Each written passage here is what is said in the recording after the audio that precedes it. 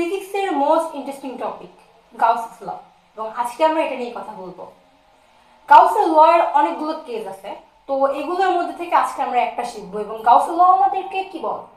গাউসের ল আমাদেরকে বলে যে কোনো একটা আবদ্ধ সারফেস বা ক্লোজ সারফেস, কোনো একটা বদ্ধ তল, সেখানে কোনো একটা চার্জ, সেই চার্জের one divided by epsilon naught গুণ হচ্ছে তড়িৎ বলরেখার সংখ্যা। তড়িৎ বলরেখার সংখ্যা। সো গাউসের ল থেকে আমরা এটা জানতে পারি। এবারে এই যে আমরা এখানে তিনটা চিত্র দেখতে পাচ্ছি, সেই তিনটা চিত্রতে আমরা কি দেখতে পাচ্ছি? এটা হচ্ছে একটা পজিটিভ চার্জের পাথ, এটা হচ্ছে একটা নেগেটিভ চার্জের পাথ, আর এই যেটা দেখতেছো এটা হচ্ছে একটা তল। তো তলকে আমরা বিভিন্ন কন্ডিশনে রাখছি, বিভিন্ন কন্ডিশনে। প্রথমে এইভাবে রাখছি, দেন আমরা সোজা লম্বভাবে রাখছি, দেন একটু বাঁকিয়ে রাখছি। আর এই যে রেখাগুলো দেখতেছো, এগুলো হচ্ছে তড়িৎ প্রাবল্য রেখা বা তড়িৎ বলরেখা। মানে এই যে তড়িৎ প্রাবল্যের দিক কোনটা বলতে পারবা? তড়িৎ প্রাবল্যের দিক হচ্ছে পজিটিভ থেকে নেগেটিভের দিকে, পজিটিভ থেকে নেগেটিভের দিকে। তাইলে এই তড়িৎ প্রাবল্য রেখা বা তড়িৎ বলরেখার দিক হচ্ছে পজিটিভ থেকে নেগেটিভের দিকে, ঠিক আছে? তো এবারে আমরা তল সম্পর্কে। এবারে যেহেতু এটা একটা তল, সো অবশ্যই এটার একটা ক্ষেত্র ভেক্টর থাকবে, এবং আমরা জানি যে ক্ষেত্র ভেক্টর কোন দিকে কাজ করে। কেউ যদি না জেনে থাকো, তো আমি প্রথমে তোমাকে প্র্যাকটিক্যালি দেখাচ্ছি, এন্ড দেন আমরা চিত্রের মাধ্যমে বিষয়টা দেখব। সো এটা আমি একটা তল বিবেচনা করে নিচ্ছি। তল কাকে বলে? যার দৈর্ঘ্য আছে, প্রস্থ আছে, কিন্তু কোনো পুরুত্ব নেই, সেটা হচ্ছে তল। সো এটা আমার একটা তল। সো এই তলের যদি আমি এই তল বিবেচনা করে বলি যে এটার ক্ষেত্র ভেক্টর কোন দিকে, সো এটা হচ্ছে আমার সেই তল। এবং আমার তল যদি এইভাবে থাকে, তো আমার ক্ষেত্র ভেক্টরটা হবে লম্বভাবে, ঠিক এইভাবে লম্বভাবে। যদি আমার তলটা আমি এইভাবে ধরি, তাহলে আমার ক্ষেত্র ভেক্টরটা এই দিকে। যদি আমার তলটা আমি একটু, তো অবশ্যই ক্ষেত্র ভেক্টর যেহেতু সবসময় লম্বভাবে থাকবে তলের সঙ্গে, তাহলে আমি যদি এবার আমার তলটা একটুখানি, তো আমার থাকার কথা এইভাবে, যদি আমি একটু বাঁকিয়ে দেই, তো আমার ক্ষেত্র ভেক্টরটা কিন্তু বেঁকে যাচ্ছে। সো এই জিনিসগুলো এখানে আঁকা হয়েছে। দেখো যে এই যে আমার তলটাকে যদি আমি এইভাবে রাখি, প্রথম চিত্র আমি এইভাবে রাখছি, দ্বিতীয় চিত্র আমি ঠিক এইভাবে রাখছি, মানে এখানে অ্যাকচুয়ালি 3D চিত্র হবে, সো এখানে এইভাবে রাখছি। দ্বিতীয় চিত্রটা আমি ঠিক এইভাবে রাখছি, চিত্রটা এরকম বেঁকে গেছে। এবার চিত্রটা এরকম হবে, ক্ষেত্র ভেক্টরটা এইদিকে কাজ করবে, ঠিক আছে? তাহলে আমার ই তো অলওয়েজ পজিটিভ থেকে মাইনাসের দিকে, সবগুলোর ক্ষেত্রে ই কিন্তু এইদিকে। তাহলে আমি ই যদি বিবেচনা করি, দেখো আমার ই ভেক্টরটা হচ্ছে এইদিকে। আমার ক্ষেত্র ভেক্টর, এই তলের ক্ষেত্র ভেক্টর কোন দিকে? একটু আগে দেখাইছি, ক্ষেত্র ভেক্টর হচ্ছে কি উপরের দিকে। তাহলে এই যে আমার উপরের দিকে হচ্ছে আমার ক্ষেত্র ভেক্টর, আমি এটাকে এ দিয়ে প্রকাশ করতেছি, এ ভেক্টর, ঠিক আছে? তাহলে আমার এই মধ্যবর্তী কোণ কত? মধ্যবর্তী কোণ 90 ডিগ্রি, মধ্যবর্তী কোণ 90 ডিগ্রি। ওকে, তো এবারে এই চিত্রতে যদি আমি আসি, দেখো এখানে একটু আগে আমি দেখাচ্ছি, এটা এই তলটা ঠিক এইভাবে আসছে, হ্যাঁ? তাহলে ক্ষেত্র ভেক্টর কিন্তু এইদিকে, তাহলে ক্ষেত্র ভেক্টর তোমার এইদিকে। আর ই কোন দিকে বলো তো? ই কোন দিকে? ই তো অলওয়েজ পজিটিভ থেকে নেগেটিভের দিকে, তাহলে ই তো একই দিকে হবে, তাই না? তো ইও কিন্তু একই দিকে হবে। তো ই যদি একই দিকে হয়, এও যদি একই দিকে হয়, তাহলে এখানে মধ্যবর্তী কোণ কত বলো তো? Theta is equal to 0 degree. আর এটাতে থিটা কত ছিল? এটাতে থিটা ছিল 90 ডিগ্রি, ঠিক আছে? আচ্ছা, আমি এই কেসগুলো আমি আরো ভালোভাবে এক্সপ্লেন করব। সো আমি 3 নম্বরটা যদি যাই, দেখো এবারে তলটাকে কিন্তু আমি একটু বাঁকায় রাখছি। তো আমার ক্ষেত্র ভেক্টরটা অলওয়েজ কোন দিকে কাজ করবে বলো তো?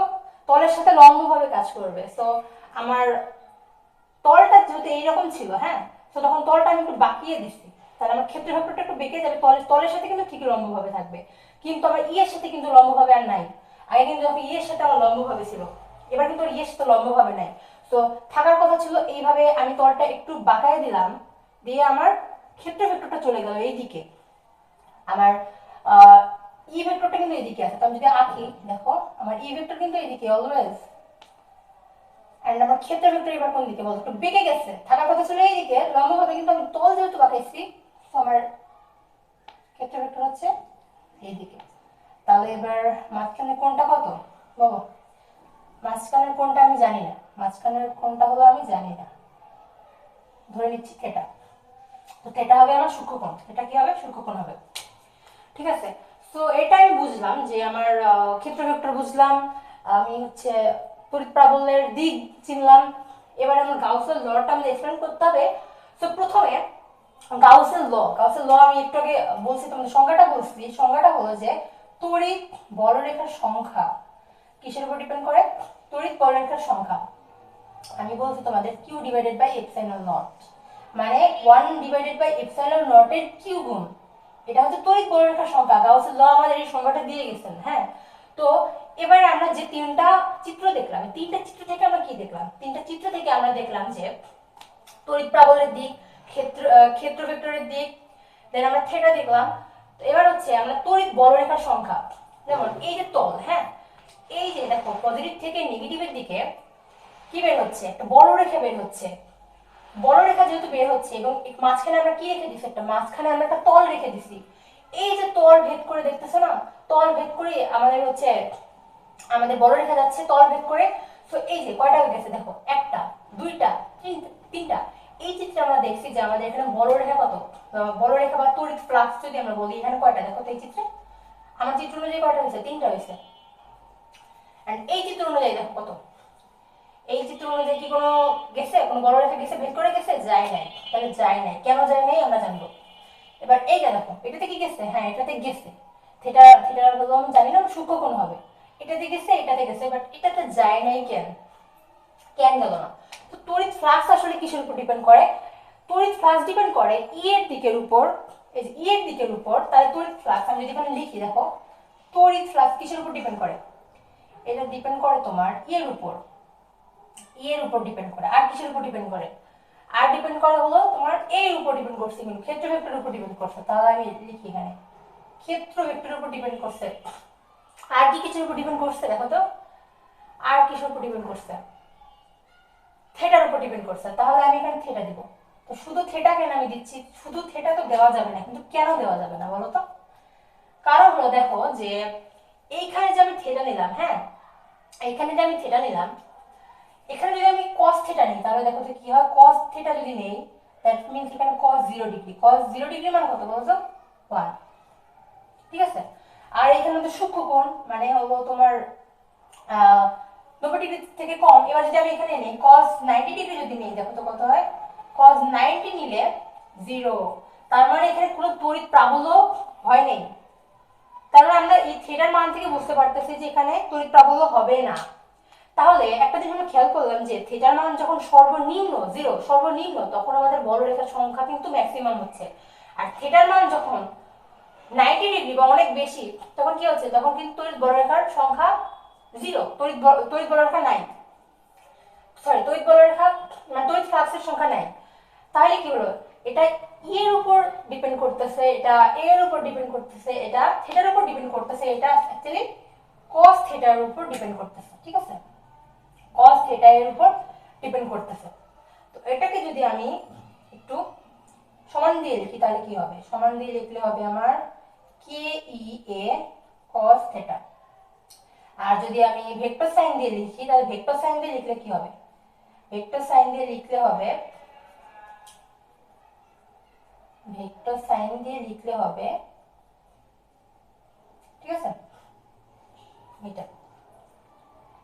আচ্ছা, আরেকটা ইম্পর্টেন্ট কথা হচ্ছে যে আমি এখানে তোমার এটাকে আমি ভেক্টর বলতেছি নাকি স্কেলার বলতেছি দেখো তো? তড়িৎ ফ্লাক্সের সংখ্যা, কোনো কিছু সংখ্যা আমি বলতেছি, কোনো সংখ্যা মানে কি? কোনো একটা মান, মানকে কি আমি ভেক্টর বলতে পারবো? যে আমার কাছে হলো 15, মানে তড়িৎ ফ্লাক্সের সংখ্যা 15টা, 15টা অমুক দিকে, উত্তর দিকে 15টা, দক্ষিণ দিকে 15টা, এরকম তো আমি বলতে পারবো না। এটা হচ্ছে মান। তো মান তো কখনো ভেক্টর হবে না, মান কি হবে? স্কেলার। ডটগুণ থেকে তুমি বলতে পারো যে এটা হচ্ছে স্কেলার রাশি। ঠিক আছে, তাইলে আমরা এইটুকু বুঝলাম।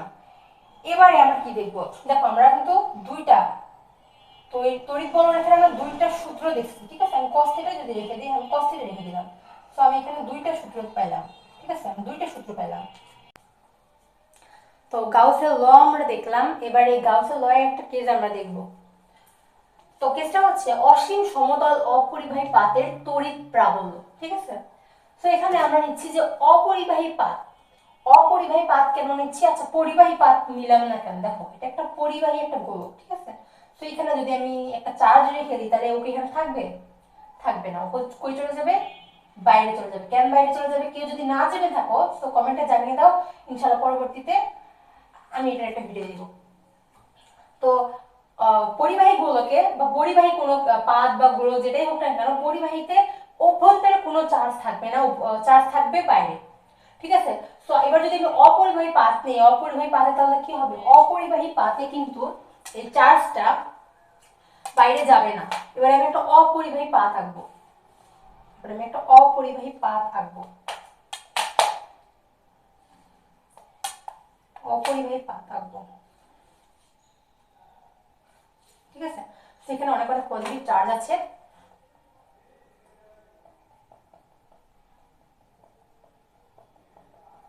অনেক অনেক চার্জ আছে এবং গাউসের ল আমাদেরকে কি বলে? গাউসের ল আমাদেরকে বলে যে কোনো একটা আবদ্ধ সারফেসে চার্জ, সেখানে তো একটা অসীম সমতল মানে অসীম ভাবে বিস্তৃত আছে।